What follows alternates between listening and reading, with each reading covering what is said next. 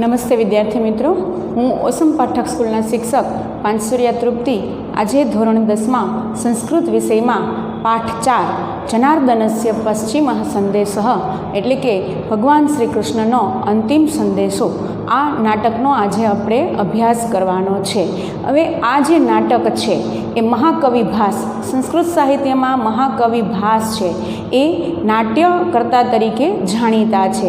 એમને 13 નાટકોની રચના કરેલી છે જે ભાસ નાટ્યચક્ર તરીકે ઓળખાય છે. તો એ ભાસ નાટ્યચક્ર જે છે તેમાંનું જ એક નાટક છે દૂત ઘટોત્કચ, જે આપણે આજે જે પાઠ ભણવાના છીએ તે પાઠ છે આ દૂત ઘટોત્કચ નામના નાટકમાંથી લેવામાં આવેલો છે. આ વસ્તુ આપણે એટલા માટે યાદ રાખવી પડે કે 2 માર્કની અંદર આપણે કર્તા અને કૃતિનું જે જોડકું પૂછાય છે એ કર્તા કૃતિના જોડકામાં આપણે આ વસ્તુ યાદ રાખવી પડે કે ભાઈ જનાર્દનસ્ય પશ્ચિમ સંદેશ પાઠ છે એ કઈ કૃતિમાંથી લીધેલો છે તો કે દૂત ઘટોત્કચ. અને આ જે કૃતિ છે એ કોની છે તો મહાકવિ ભાસની. તો આમ આ જે પાઠ છે એ મહાકવિ ભાસ રચિત દૂત ઘટોત્કચ નામના પાઠમાંથી અહીં એક રૂપક છે એ લેવામાં આવેલું છે, એક અંશ છે એ લેવામાં આવેલો છે. હવે આ પાઠની કથા વસ્તુ શું છે તો કે આ જે પાઠ છે એ મહાભારત પર આધારિત પાઠ છે. મહાભારતમાંથી આ પાઠ છે લેવામાં આવેલો છે. તો કે મહાભારતની અંદર આપણે જોયું કે કૌરવો અને પાંડવોનું જ્યારે યુદ્ધ થાય છે અને એ યુદ્ધમાં અર્જુનના પુત્ર અભિમન્યુનો અન્યાયથી વધ થાય છે. કૌરવો એમનો અન્યાયથી વધ કરે છે કેમ કે યુદ્ધના અમુક જે નિયમો નક્કી કરેલા હતા કે એક યોદ્ધા સાથે એકે જ લડવું, બરાબર. તો અહીંયા શું થાય છે કે અભિમન્યુ એકલો છે અને સામે બધા કૌરવો છે અને અભિમન્યુનો વધ થઈ જાય છે. તો અભિમન્યુના વધ થતાં અર્જુન છે ખૂબ દુઃખી થયો છે અને અભિમન્યુના વધ કરનારાઓનો વધ કરવાનો આ અર્જુને છે સંકલ્પ લીધો છે. તો આવી પરિસ્થિતિમાં ભગવાન શ્રી કૃષ્ણ હજી કે આ યુદ્ધને કેમ રોકવું, તો એના માટે તે ભીમ અને હિડિંબા છે એક રાક્ષસી હતી. તો ભીમ અને હિડિંબાનો પુત્ર જે ઘટોત્કચ છે જે એ રાક્ષસ છે, તો એમને ભગવાન શ્રી કૃષ્ણ ધૃતરાષ્ટ્ર પાસે શાંતિનો સંદેશો લઈને મોકલે છે કે ભાઈ યુદ્ધ છે અહીં રોકી દેવામાં આવે કેમ કે બંને પક્ષે એ જે યોદ્ધાઓ છે એમના મૃત્યુ થાય છે, એક જ કુળના યોદ્ધાઓ છે એ મૃત્યુ પામે છે. તો એટલા માટે એ ઘટોત્કચને અંતિમ સંદેશો લઈને મોકલે છે. એટલે આ પાઠનું નામ છે જનાર્દનસ્ય પશ્ચિમ સંદેશ. જનાર્દન ભગવાન શ્રી કૃષ્ણનો અંતિમ સંદેશો એ લઈને ઘટોત્કચ છે હસ્તિનાપુર જાય છે. તો અહીંયા આ પાઠની અંદર શકુની અને ઘટોત્કચના રોચક સંવાદોનો સમાવેશ થયેલો છે. ઘટોત્કચ છે એ રાક્ષસી પુત્ર છે અને માનવીય વર્તન આચરે છે, જ્યારે દુર્યોધન છે એ માનવ પુત્ર છે અને રાક્ષસી વર્તન આચરે છે. કે ભાઈ રાત્રિના સમયે જ્યારે પાંડવો છે એ લાક્ષાગૃહમાં સૂતા હતા ત્યારે એ એમને બાળી નાખે છે અને એમના ભાઈની જે પત્ની છે દ્રૌપદી એમના માથાનો સ્પર્શ કરે છે, એમના કેસ ખેંચીને એમને ભરી સભામાં લઈ આવે છે. તો આવું ક્રૂર કાર્ય તો કે છે રાક્ષસો જ કરી શકે એવું ઘટોત્કચ દુર્યોધનને કહે છે. અને અંતમાં એ ધૃતરાષ્ટ્રને જે પશ્ચિમ સંદેશ અંતિમ સંદેશ છે ભગવાન શ્રી કૃષ્ણનો એ એમને સંદેશો આપે છે. તો આ પાઠ ઉપરથી આપણને એક શીખ છે એ મળે છે કે જ્યારે કોઈ માણસ છે એ સમાધાનની પરિસ્થિતિનો સ્વીકાર એટલે કે સમાધાનનો સ્વીકાર નથી કરતો ત્યારે તે પોતાનો તો નાશ કરે છે પણ એમની સાથે સાથે એ પોતાના કુળનો પણ વિનાશ કરે છે. એવું આપણને આ પાઠ પરથી શીખવા મળે છે, બરાબર. તો હવે આપણે આ પાઠનું શબ્દશઃ ભાષાંતર કરીશું. સાથે સાથે હું તમને ગ્રામર પરિચય પણ કરાવીશ. તો તમે બાજુમાં નોટ પેન છે એ રાખીને બેસજો, ટેક્સ્ટ બુક પણ રાખજો હોય તો, જો તમને એમાં વધારે સરળતા રહેશે સમજવાની. હું ગ્રામર સાથે તમને અહીં ટ્રાન્સલેશન કરાવું છું, તો દરેકનું ધ્યાન અહીંયા. ઘટોત્કચ હવે ભગવાન શ્રી કૃષ્ણ આપણે જોયું કે ઘટોત્કચને દૂત બનાવીને હસ્તિનાપુરમાં મોકલે છે. ઘટોત્કચ ક્યારેય હસ્તિનાપુર નથી ગયો, એટલે એ પહેલી વખત જાય છે અને પ્રવેશે છે. નાટક છે આ જે પાઠ છે, આપણે આજે જે પાઠ ભણીશું એ પાઠ 4 અને એ પૂર્વાર્ધ પાઠનો આપણે અહીંયા અભ્યાસ કરવાનો છે, પહેલો અડધો ભાગ. બરાબર, તો નાટક સ્ટેજ પર છે એ ભજવાતું હોય છે. તો પ્રવેશે છે એટલે ઘટોત્કચ છે એ જે રાજભવન છે, બરાબર, એ રાજ દરબાર છે, એ રાજ દરબારની અંદર ઘટોત્કચનો પ્રવેશ થાય છે. ત્યાંથી આપણા આ નાટકની શરૂઆત થાય છે.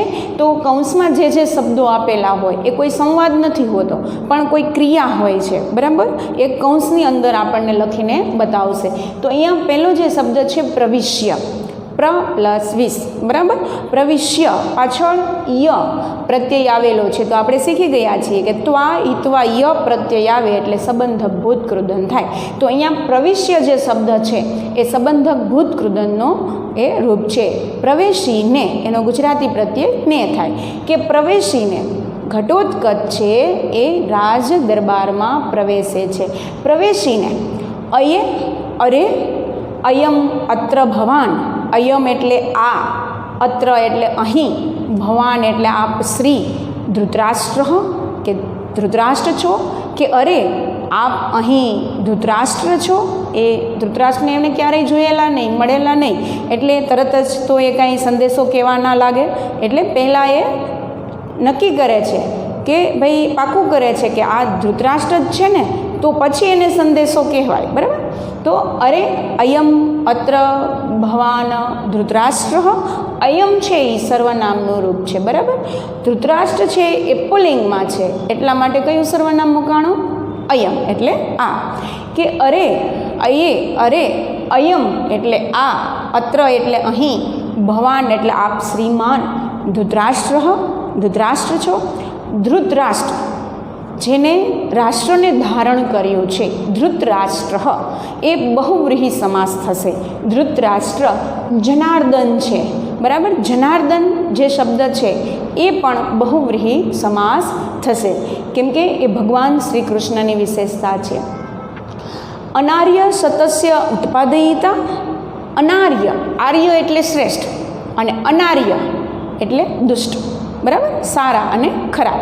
તો અ કે અન, જ્યારે કોઈ નામની પૂર્વે અ કે અન આવે અને નકાર અર્થ થતો હોય તો એને નગ તત્પુરુષ સમાસ કહેવાય. તો અહીંયા અનાર્ય છે એ નગ તત્પુરુષ થશે. કે અનાર્ય સતસ્ય, સત એટલે સો, કે સો દુષ્ટોને ઉત્પાદયિતા, ઉત્પાદયિતા એટલે જન્મ આપનારા. ધૃતરાષ્ટ્રને કહે છે કે સો દુષ્ટોને જન્મ આપનારા, પાકું કરે છે કે તમે જ ધૃતરાષ્ટ્ર છો ને, બરાબર, કે સો દુષ્ટોને જન્મ આપનારા. આમ વાત કરતાં કરતાં એ ધૃતરાષ્ટ્રની નજીક જાય છે.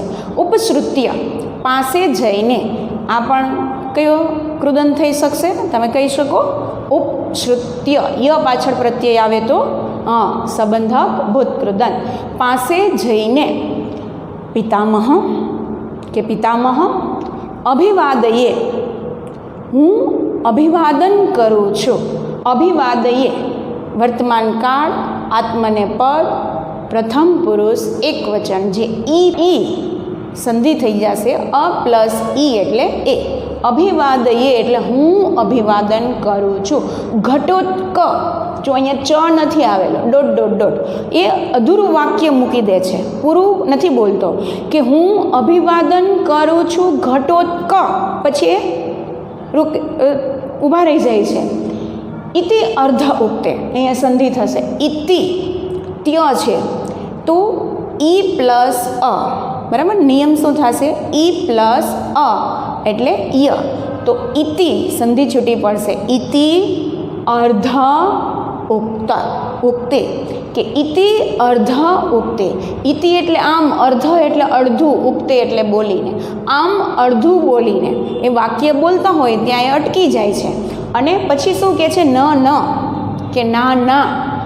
અયમ અક્રમઃ, અયમ એટલે આ, અક્રમઃ એટલે ક્રમ નથી, કે આ ક્રમ નથી, બરાબર. જે અભિવાદન કરવાનો જે ક્રમ છે એ ક્રમ મેં તોડેલો છે, આ એ ક્રમ નથી, અક્રમ. અને પહેલાં મેં પણ તમને કીધું હતું કે કોઈ પણ નામની આગળ અ કે અન આવે તો એ નગ તત્પુરુષ થાય. તો અહીંયા અ આવેલો છે એટલે એ કયો થઈ જશે? અક્રમ નગ તત્પુરુષ સમાસ થશે કે ના ના આ ક્રમ નથી. યુધિષ્ઠિર આદય ચ, અહીંયા સંધિ થશે.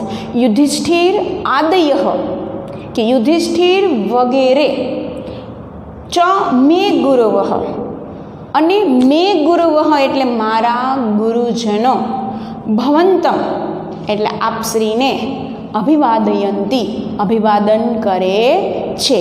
કે યુધિષ્ઠિર અને મારા ગુરુજનો બરાબર આપશ્રીને અભિવાદન કરે છે. પશ્ચાત પછી, ઘટોત્કચ અહમ પછી હું ઘટોત્કચ અભિવાદયે અભિવાદન કરું છું. એટલે પહેલાં ઘટોત્કચથી ધૃતરાષ્ટ્રને પોતાના અભિવાદન થઈ જાય છે, વાક્ય અધૂરું મૂકી દે છે અને એને પછી સમજાય છે કે પહેલાં મારા અભિવાદન ન કરવાના હોય. પહેલાં મારે કોના અભિવાદન કરવાના હોય? તો કે વડીલોના. તો યુધિષ્ઠિર છે બરાબર, એના ગુરુજનો છે એ વગેરેનો એ અભિવાદન કરે છે. ફરી વખત એમનું ભાષાંતર પ્રવેશીને, અરે આ અહીં આપ શ્રી ધૃતરાષ્ટ્ર 100 દુષ્ટોને જન્મ આપનારા પાસે જઈને પિતામહ હું અભિવાદન કરું છું ઘટોત્ક. આમ અડધું બોલીને ના ના આ ક્રમ નથી. યુધિષ્ઠિર અને મારા ગુરુજનો, યુધિષ્ઠિર વગેરે અને મારા ગુરુજનો આપ શ્રીને અભિવાદન કરે છે, પછી હું ઘટોત્કચ અભિવાદન કરું છું. તો ધૃતરાષ્ટ્ર કહે છે એહી એહી પુત્ર, કે આવ આવ પુત્ર. એ ધૃતરાષ્ટ્ર છે એ એમનું સ્વાગત કરે છે કે આવ આવ પુત્ર. તો ઘટોત્કચ બોલે છે અહો અરે, ખલુ કલ્યાણ અત્ર ભવાન. ખલુ એટલે ખરેખર, અત્ર ભવાન એટલે અહીં આપ શ્રી, કલ્યાણ એટલે કલ્યાણ કરનારા છો, કે ખરેખર અહીં આપ શ્રી કલ્યાણ કરનારા છો. અને કલ્યાણા નામ, નામ આવે એટલે છઠ્ઠી વિભક્તિ બહુવચન. પ્રસૂતિમ ઉત્પત્તિ, કે કલ્યાણકારી બાબતોની ઉત્પત્તિ કરનાર. પિતામહમ પિતામહને ભગવાન ચક્રાયુધ આહ, ભગવાન ચક્રાયુધ કહે છે. ચક્રાયુધ, ચક્ર આયુધ, અસ્ય આયુધ ચક્ર, જેનું આયુધ ચક્ર છે તે કોણ? તો કે ભગવાન શ્રી કૃષ્ણ. તો આ ચક્રાયુધ છે એ ભગવાન શ્રી કૃષ્ણની વિશેષતા છે, માટે એ બહુવ્રીહી સમાસ થશે કે ભગવાન ચક્રાયુધ કલ્યાણકારી બાબતોની ઉત્પત્તિ કરનાર પિતામહને કહે છે કે અરે ખરેખર અહીં, અહો ખલુ અત્ર ભવાન કલ્યાણ, ખરેખર અહીં આપ શ્રી કલ્યાણ કરનારા છો. અને કલ્યાણ નામ પ્રસૂતિમ પિતામહમ આહ ભગવાન ચક્રાયુધ, ભગવાન ચક્રાયુધ કલ્યાણકારી બાબતોની ઉત્પત્તિ કરનાર પિતામહને કહે છે. હવે ભગવાન કહે છે એવું સાંભળીને ધૃતરાષ્ટ્ર આસન પરથી ઊભા થઈ જાય છે, સિંહાસન પરથી. આસનાત ઉત્થાય, આસન પરથી ઊભા થઈને. અહીંયા પાંચમી વિભક્તિ છે આસનાત. જ્યારે છૂટું પડવાનો ભાવ બતાવાતો હોય ત્યારે પાંચમી વિભક્તિ આવે. મહારાજ છે, ધૃતરાષ્ટ્ર છે એ આસન પર બેઠા હતા અને પછી ત્યાંથી એ ઉત્થાય ઊભા થાય છે, તો આસનથી એ છૂટા પડેલા એટલે આસનાત પાંચમી વિભક્તિ એક વચન.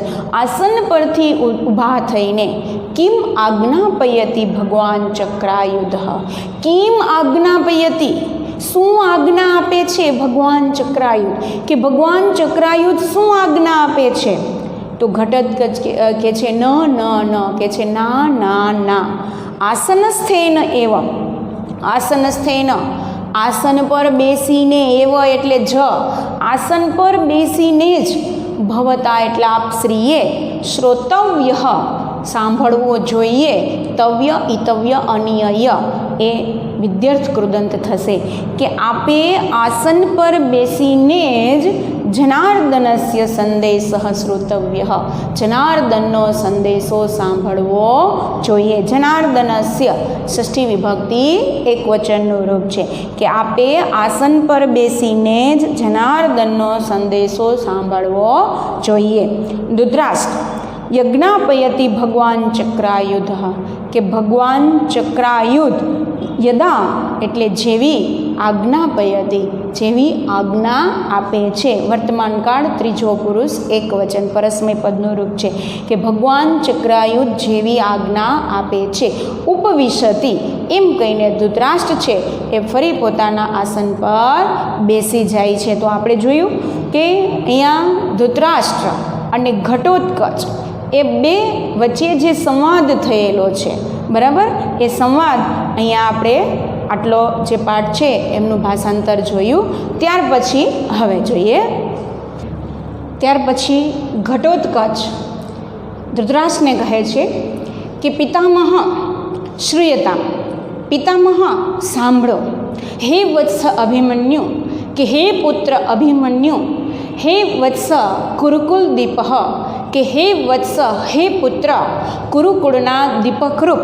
કુરુકુલ દીપઃ એ અભિમન્યુની વિશેષતા છે, માટે કુરુકુલ દીપઃ બહુવ્રીહી સમાસ થશે કે હે પુત્ર કુરુકુળના દીપકરૂપ, હે વત્સ યદુકુલ પ્રવાલહ, કે યદુકુળના અંકુર રૂપ એ પણ અભિમન્યુની વિશેષતા છે, માટે એ બહુવ્રીહી સમાસ થશે કે હે વત્સ અભિમન્યુ, હે વત્સ કુરુકુલ દીપક, હે વત્સ યદુકુળના અંકુર રૂપ, તવ જનની માતુલમ મામ અપી.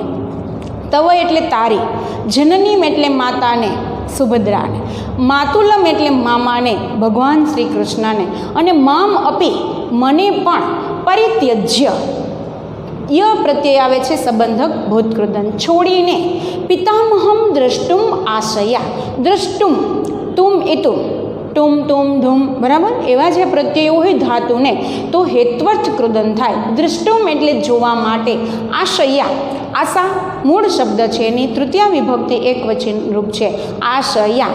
પિતામહમ એટલે પાંડુ રાજાને, દ્રષ્ટુમ આશયા એટલે જોવાની આશાએ, સ્વર્ગમ અભિગત અસી, સંધિ થશે સ્વર્ગમ, માંથી અસ્વર નીકળશે, સ્વર્ગમ અભિગત, વિસર્ગની આગળ અ પાછળ અ, આગળના આનો ઓ પાછળના આનો અવગ્રહ, અસી કે સ્વર્ગમ અભિગત અસી, તું સ્વર્ગે સિધાવ્યો છે. કે હે પિતામહ સાંભળો, કે હે પુત્ર અભિમન્યુ, હે પુત્ર કુરુકુળના દીપકરૂપ, હે પુત્ર યદુકુળના અંકુરરૂપ, તારી માતાને મામાને અને મને પણ છોડીને તું પિતામહને મળવાના આશયથી સ્વર્ગે સિધાવ્યો છે. પિતામહ ઘટોત્કચ ધૃતરાષ્ટ્રને કહે છે કે પિતામહ એક પુત્ર વિનાશાત, કે એક પુત્રના વિનાશથી, અર્જુનસ્ય અર્જુનની છઠ્ઠી વિભક્તિ એક વચન શ્ય પ્રત્યય, કે એક પુત્ર વિનાશાત એક પુત્રના વિનાશથી અર્જુનની, તાવત ઈદૃશી ખલુ અવસ્થા, ખલુ એટલે ખરેખર, તાવત એટલે ત્યારે, ઈદૃશી એટલે આવા પ્રકારની, અવસ્થા એટલે હાલત થઈ છે, કે ત્યારે અર્જુનની ખરેખર આવા પ્રકારની હાલત થઈ છે. તો કા પુનઃ ભવતઃ ભવિષ્યતિ, તો વળી પુનઃ એટલે વળી, સંધિ છૂટી પડે, પુનઃ ભવતઃ વળી, ભવતઃ એટલે આપનું, કા ભવિષ્યતિ શું થશે, સામાન્ય ભવિષ્યકાળ, પરસ્મય પદ ત્રીજો પુરુષ એકવચન, તો વળી આપનું શું થશે, કે પિતામહ એક પુત્ર વિનાશાત અર્જુનસ્ય, કે એક પુત્રના વિનાશથી અર્જુનની ખલુ તાવત ઈદૃશી અવસ્થા, ખરેખર આવા પ્રકારની હાલત થઈ છે. તો કા પુનઃ ભવતઃ ભવિષ્યતિ, તો આપનું વળી શું થશે. તતઃ પછી, તો ક્ષિપ્રમ એટલે ઝડપથી, ઇદાનીમ એટલે અત્યારે, તો ઝડપથી અત્યારે આત્મબલ ધાનમ કુરુષ્વ, આત્મામાં બળને ધારણ કરો અને કોઈક નિર્ણય લઈ લો કે જેથી કરીને આ યુદ્ધ છે અહીં જ સમાપ્ત થઈ જાય અને જે બંને પક્ષે જે ભાઈઓ મૃત્યુ પામે છે એ વિનાશ પણ અહીં અટકી જાય એવો કહેવાનો ભાવ છે કે પછી ઝડપથી અત્યારે આત્મામાં બળને ધારણ કરો, યથા જેમ તે પુત્ર શોક સમુત્થિત અગ્નિ નઃ, સંધિ છૂટી પડે, શોક સમુત્થિત વિસર્ગની આગળ પાછળ આગળનાનો ઓ પાછળનાનો અવગ્રહ, અગ્નિ નઃ વિસર્ગની આગળ હસ્વ ઈ છે, જ્યારે વિસર્ગની આગળ કે આ સિવાયનો સ્વર હોય ને ત્યારે વિસર્ગનો ર થાય. તો અહીં અગ્નિ નની અંદર ઈ સ્વર છે તો વિસર્ગનો ર થયો, પણ પાછળ શું છે? વ્યંજન છે એટલે રનો રેફ થઈ ગયો. જો પાછળ કોઈ સ્વરથી શબ્દ શરૂ થતો હોય તો એ સ્વર એમાં ભળી જાય અને ર છે એ પૂર્ણ અક્ષર બને, પરંતુ અહીંયા વ્યંજન છે માટે રેફ થયો છે. અગ્નિ નઃ દહેત પ્રાણમ અયમ, દહેત પ્રાણમ મોખડો એમાંથી અ નીકળશે, અયમ હવિહી ઇતિ, કે પુત્ર શોક સમુત્થિત અગ્નિ, કે પુત્રના શોકથી ઉત્પન્ન થયેલો અગ્નિ, અયમ આ દહેત પ્રાણમ હવિહી ઇતિ તે, કે તમારા આ પ્રાણમ એટલે પ્રાણને, હવિહી ઇતિ ન દહેત હવીની જેમ ન બાળે, પુત્ર શોક સમુત્થિત અગ્નિ, પુત્રના શોકથી ઉત્પન્ન થયેલો અગ્નિ, તે અયમ પ્રાણમ તમારા આ પ્રાણને, હવિહી ઇતિ ન દહેત હવીની યથા એટલે જેમ, ન દહેત એટલે બાળે નહીં. કે અર્જુનની અંદર અત્યારે જે અગન જ્વાળાઓ નીકળી છે તો કેના કારણે છે? તો કે એમના પુત્રના મૃત્યુથી, એમના પુત્રના શોકથી, અને એ અગન જ્વાળાઓની અંદર તમારો જે આ પ્રાણ છે, તમારો જે આત્મા છે એ ન બળી જાય એનું તમે ધ્યાન રાખો. આવું ઘટોત્કચ છે એ ધૃતરાષ્ટ્રને કહે છે. તો વિદ્યાર્થી મિત્રો, આજે આપણે આ પાઠ 4 જે નાટ્યાંશ 4 છે એ પૂર્વાર્ધ નાટ્યાંશનું ભાષાંતર સમજ્યું. આપણા પાઠ્યપુસ્તકની અંદર ટોટલ 4 નાટક છે. એ 4 નાટકમાંથી બોર્ડની પરીક્ષામાં 2 નાટકમાંથી ભાષાંતર પૂછાશે, જેમાંથી તમારે એક જે નાટ્યખંડ છે એમનું ભાષાંતર લખવાનું હોય છે, અને એ 4 માર્કની અંદર આપણને ભાષાંતર પૂછાય છે. બરાબર? તો આ ભાષાંતર આજે જે મેં તમને સમજાવ્યું તે તમને બરાબર સમજાઈ ગયું હશે એવી હું આશા રાખું છું. Thank you.